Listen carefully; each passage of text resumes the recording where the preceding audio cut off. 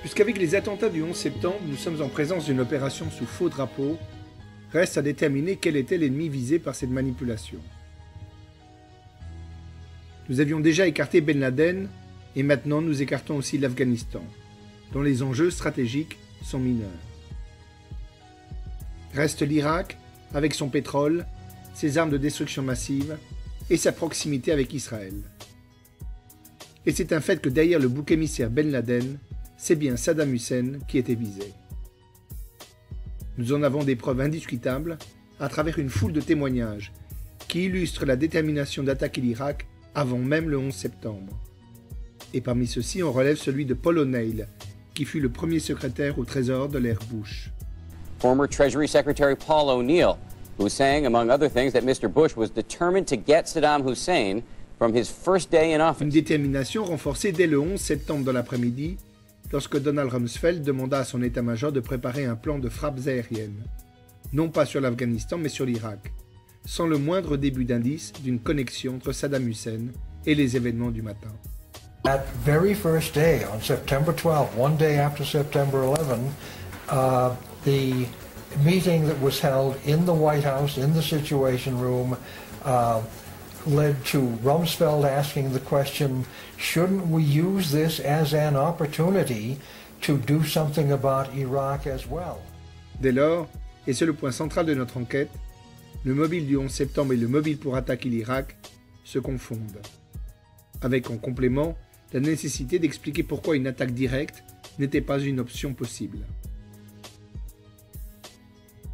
Une considération qui débouche sur trois possibilités. La menace irakienne sur la sécurité des États-Unis, le pétrole et la menace irakienne sur la sécurité d'Israël. A clear threat to the United States. There's dozens of ballistic missiles. It has sponsored and sheltered terrorists. Paying suicide Chemical bombers. weapons are equally charged. Biological weapons, including anthrax and botulism toxins. Biological and chemical agent to kill millions of people. Chemical weapons, including VX and sarin, mustard gas. To a massive and sudden horror. Massive death and destruction. Death on a massive scale. Eh bien, tout ce que vous venez de lire ne fut que pur mensonge, de la propagande pour mobiliser l'opinion publique par la peur. En fait, la sécurité des Américains n'avait jamais été en aucune façon menacée, ni avant, ni après la première guerre du Golfe. Tout simplement parce que Saddam Hussein n'en a jamais eu ni la volonté, ni les moyens, et encore moins après 1991, lorsque l'Irak fut détruit. Ce mensonge est d'autant plus abominable que c'est au contraire l'Irak qui menaçait de tomber au Moyen-Âge, car 7 barrages hydroélectriques sur les 8 que comptait l'Irak avaient été sévèrement endommagés, privant le pays d'une grande partie de ses ressources, en électricité et en eau potable. Il faut savoir en effet que le chlore, substance indispensable pour purifier les eaux usées, faisait l'objet d'un embargo total dans le cadre du régime des sanctions mis en place par le Conseil de sécurité de l'ONU. Il s'ensuivit une pénurie d'eau potable aux conséquences dévastatrices, bien que parfaitement prévisibles, dans la population irakienne. We have heard that 500,000 children have died. I mean, that's more children than died in Hiroshima. And you know, is the price worth it? I think this is a very hard choice, but the price, we think the price is worth it. Lorsque la vérité sur ce crime effroyable fut révélée en Occident, les grands médias de presse en parlèrent peu. Et pour éviter le sujet, affirmèrent que Saddam Hussein détournait les revenus du programme Oil for Food pour se procurer des armes. C'était encore un mensonge, puisque les rentrées de devises étaient directement administrées par la succursale new-yorkaise de la BNP et directement redistribuées aux fournisseurs de produits alimentaires. Quelques années plus tard, on apprit que des personnalités politiques de premier plan avaient été corrompues directement par Saddam Hussein, qui cherchait désespérément à sortir du carcan où il était enfermé. Mais il y avait bien plus.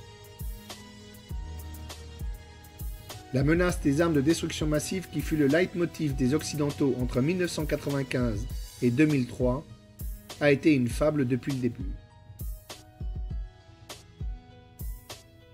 Lorsqu'à l'automne 2002, Tony Blair fit voter la guerre contre l'Irak, il se trouva une minorité de 150 députés pour dire non. Ces députés n'étaient pas pacifistes par principe, mais légalistes.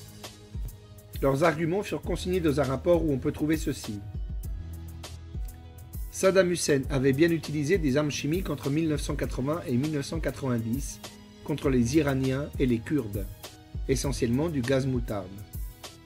Mais le fait était bien connu de l'Occident, à telle enseigne qu'aussi bien les États-Unis que le Royaume-Uni s'opposèrent à toutes les tentatives pour condamner l'Irak au Conseil de sécurité pour usage de ce type d'armes. Saddam Hussein has chemical weapons. Chemical weapons, although they can be very deadly in a subway station or something like this, are not really strategic weapons. They are weapons that can kill 50, 100, 200 people, but in fact they won't devastate you the way a nuclear weapon in New York City or Chicago or someplace would be a deadly blow. Saddam Hussein has used these horrific weapons on another country and on his own people. He used weapons Saddam Hussein did back in the 1980s when the U.S. administration, the Reagan administration, was actually supporting him and allowing him to import the chemical precursors for that. Donald Rumsfeld, actually, as a special envoy for Ronald Reagan back in those years, helped, open the door for better relations between Washington and Baghdad. Fin 1998, lorsque les États-Unis ordonnèrent aux inspecteurs des Nations Unies de quitter l'Irak, il était largement admis que sa capacité nucléaire avait été totalement démantelée. I saw it as a deliberate attempt to take information and selectively take information and try to basically say Iraq poses an imminent nuclear threat and therefore action is absolutely necessary. And I felt that was absolutely wrong. If someone is waiting for a so-called smoking gun, it's certain that we will have waited too long. We don't want the smoking gun to be a mushroom cloud. We cannot wait for the final proof, the smoking gun, that could come in the form of a mushroom cloud. So a lot of people who supported the war in Iraq actually believed that Iraq had the capability to fire missiles that could reach the United States carrying payloads of nuclear or chemical or biological weapons. Iraq has never had the capability to do that. They didn't have it in the first Gulf War. They didn't have it in this war in Iraq. And they don't have it in any way of getting it in the future. Dès août 1995, le propre gendre de Saddam Hussein, le général Hussein Kamel et son frère, s'étaient rendus en Jordanie où ils avaient demandé l'asile politique. Interrogé par la CIA et le MI6, Kamel révéla en détail tout le programme irakien de fabrication d'armes de destruction massive dont il avait la charge depuis son origine. Mais il révéla aussi que les inspecteurs ne trouveraient rien parce que tous les stocks avaient été détruits peu de temps après la guerre perdue de 1991. His name was Hussein Kamel. It turned out that he also said that at his command, and he was in charge of the biochemical and nuclear weapons programs, at his command all these things had been destroyed in 1991. And it wasn't really revealed until an enterprising British scholar went and got the debriefing report from Vienna and discovered that Kamel, highly touted Kamel, also said that at his command, and he was in command, they were destroyed. I will not accept at face value this notion that Iraq has somehow intended to procure weapons. No, ladies and gentlemen, what we know is this case. The CIA today has confirmed that Iraq destroyed the totality of its WMD programs in the summer of 1991, far from being non-compliant. Iraq was, in fact, in full compliance with its obligation to disarm. It's that the United States was not willing to accept this finding, even when weapons inspectors started putting forward documentation that suggested this might be the case. I think the Kamel brothers, they were telling the truth. They were also telling the truth when they said that everything had been destroyed, because that is repeated over and over again in the testimony provided by Hussein Kamel, not only to the CIA, but to British MI6 and to the United Nations inspectors themselves, that all weapons had been destroyed on their orders in the summer of 1991.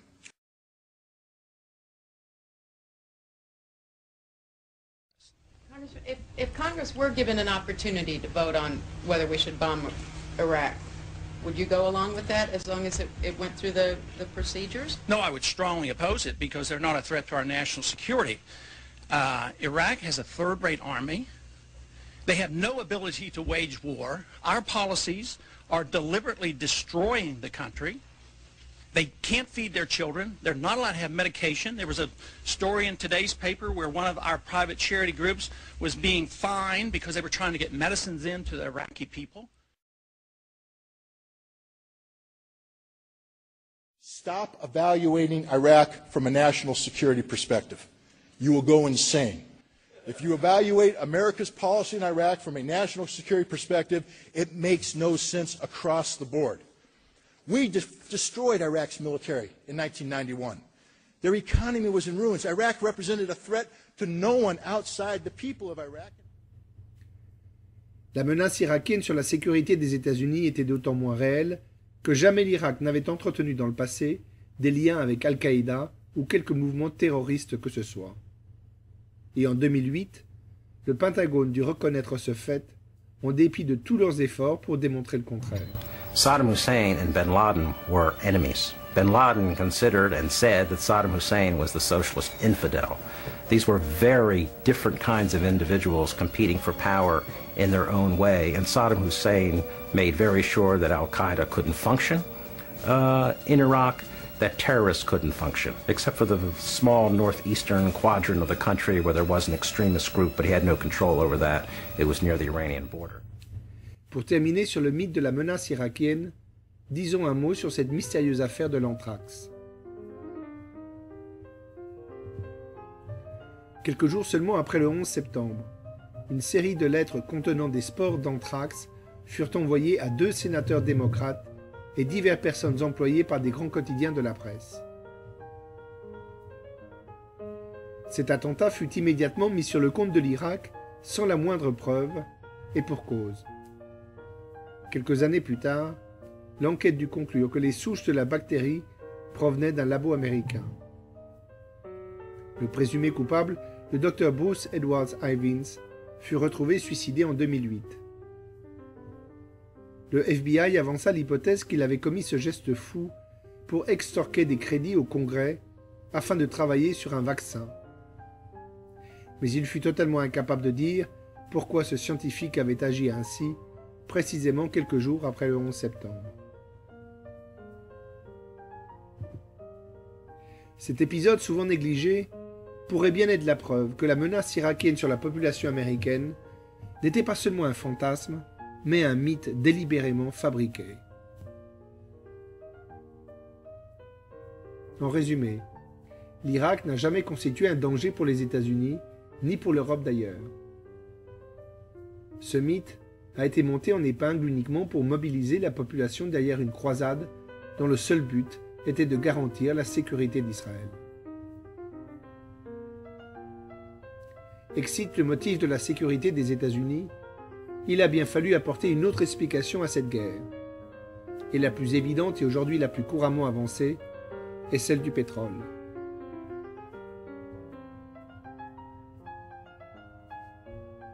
Ce qui est très remarquable avec le mobile du pétrole et qui a bien d'égards prêt à sourire, c'est que quelques jours encore avant la guerre d'Irak, ceux qui avançaient cet argument étaient taxés d'affreux conspirationnistes, alors qu'aujourd'hui, cet argument est totalement banalisé. Mais si ce motif semble très crédible pour les automobilistes que nous sommes, il est pour les spécialistes de l'industrie pétrolière totalement ridicule. People say it was an oil war. I have spoken to oil industry chiefs, some of whom I know quite well, and they say, Alan, don't be mad. The oil industry needs stability. It doesn't need these kinds of upheavals.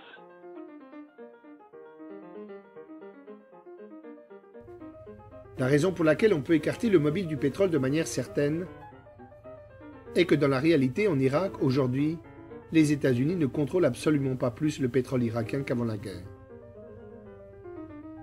Ainsi, en 2009, les licences d'exploitation des puits ont été mises aux enchères par le gouvernement de Bagdad, et devinez qui ont été les heureux gagnants.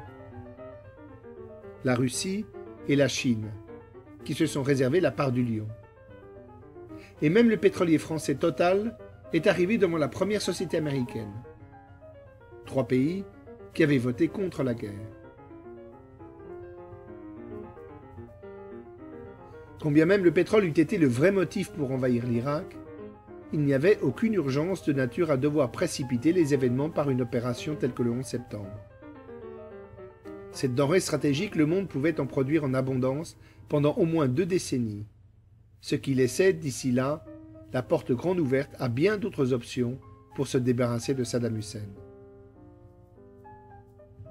La banalisation du motif du pétrole dans les grands médias a été si soudaine que d'une certaine manière, on peut se demander s'il n'a pas été voulu pour servir d'écran de fumée.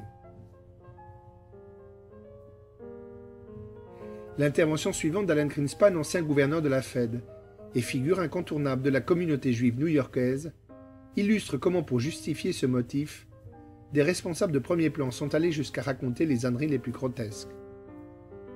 Anyone who controls the Straits of Hormuz can shut down the industrial structure of the West.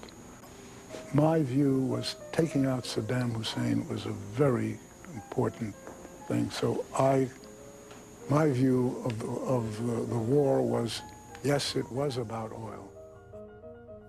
Les États-Unis n'avaient donc pas de motif d'attaquer l'Irak, et encore moins de sacrifier 3000 de leurs compatriotes dans ce but.